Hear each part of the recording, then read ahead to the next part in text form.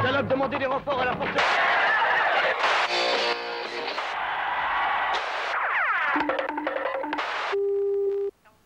Histoire de la télévision vous propose ce soir et la télé inventa les explorateurs.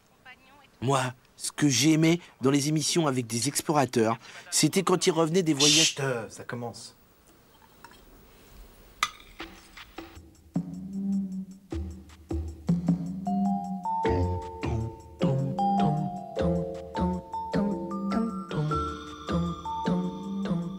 Amis de l'aventure, bonsoir et bienvenue à Abang d'accord, où nous recevons ce soir un invité que vous connaissez bien, Étienne Sancel. Étienne, bonsoir. Alors, d'où nous venez-vous, Étienne, ou plutôt, on se connaît, on se tutoie à la ville, donc à l'écran aussi, d'où nous viens-tu, Étienne? Eh bien, je reviens de la tribu des Tumbi, qui sont situés près du fleuve Zougouni, juste à la frontière du Glo. D'accord. Alors, moi le fleuve Zougouni, je sais où c'est, mais pour plus de clarté pour nos téléspectateurs, peux-tu nous dire où se trouve exactement le fleuve Zougouni? Précisément. Voilà. Oups. Voilà. Le fleuve est ici, et les Tumbi sont là. Alors, Étienne, peux-tu en quelques mots nous raconter ton périple? Ouais, alors, donc nous sommes partis de Paris pour aller dans la capitale du Potobo, Nkobébou. Puis ensuite de Nkobébou, nous avons acheté une 404 pour aller jusqu'à Palokélé. Puis de Palokélé, nous avons poussé la voiture jusqu'à Mataboldadoum, donc qui était le but de notre voyage. Très bien. Je sais que tu as réalisé un film avec tes camarades là-bas. Je pense qu'on peut avoir des images. On me fait signe que oui. Alors, regardons tout de suite ces images et tu peux les commenter, Étienne. Je regarde ici. Oui. Alors là, nous sommes donc avec toute l'équipe, vous voyez dans la tribu des Tumbi. Alors, vous le voyez à Mataboldadoum, où vous pouvez constater les femmes et les hommes vivent nus. Les Tumbi ont des nourritures très spéciales. Regardez, par exemple, ils mangent des gros vers blancs que l'on roule vivants dans une feuille, que l'on trempe dans une mixture très étrange qui a été préalablement mâchée par les vieux du village qui vivent dans des petites cases avec des murs peints. Oh, c'est pas très appétissant tout ça, hein. Mais non, mais c'est leur coutume là-bas. Par exemple, t'inviter un Tumbi, là, peut-être qu'il trouverait ça à vomir ce que t'as fait manger. Dis tout de suite que je te fais à manger, ça te plaît pas? C'est pas ça, c'est une image, cette Marie.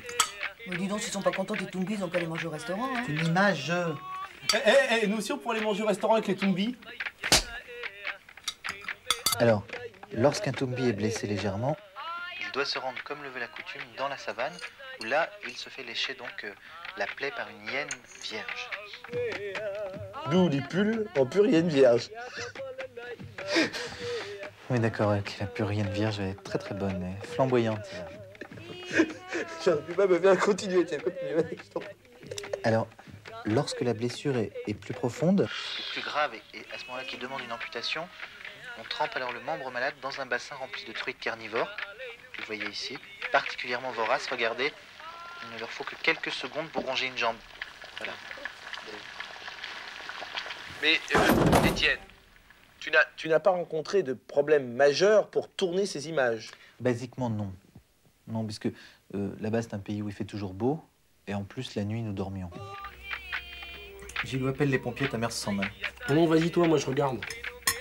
Gilou, appelle les pompiers, ta mère se sent mal. Mais je regarde. Appelle les pompiers, Gilou. Mais je regarde. Ta mère se sent mal, appelle les pompiers. Non, je regarde. Bon,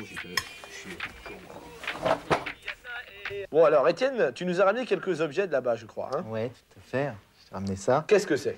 C'est une flûche. C'est une flûche. Les Tumbi s'en servent pour la chasse et propulsent la flûche grâce à cet objet. On appelle un orque.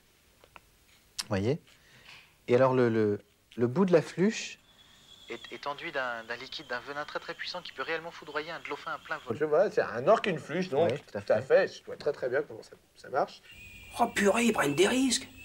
Et mon fils qui devait faire de la télé. Et alors, il l'utilisait comme ça? Pas dans l'autre sens, là.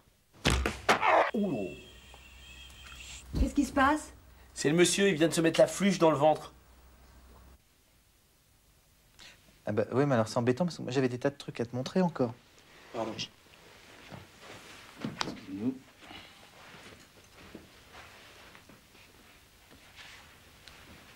Putain, René, regarde, c'est Raymond. Oh, Oh, il passe à la télé. Il est chier, Raymond. C'est lequel Là, là, le gros balèze, là. C'est vrai, vous connaissez là le... Bah ouais, bien sûr. Dis donc, il va être drôlement célèbre demain à la caserne, il va signer des autographes. Eh bah ouais, mais si votre femme, elle était pas tombée dans les pommes, eh ben, à cette heure, c'est nous qui serions à la télé. C'est malin, bravo, t'as gagné, tu pourrais peut-être t'excuser. Ah non, laissez. Parce que Raymond, il mérite d'être connu. Ah ouais, ça c'est vrai, ça. Hein. Parce qu'un jour, un mec, il gueulait, évidemment, il s'était fait couper en deux. C'est Raymond qui lui a retrouvé ses jambes. Eh, c'est des détails, hein. Mais quand les jambes bougent encore, faut être balèze pour les attraper sans froisser le tissu du pantalon. Ah ouais.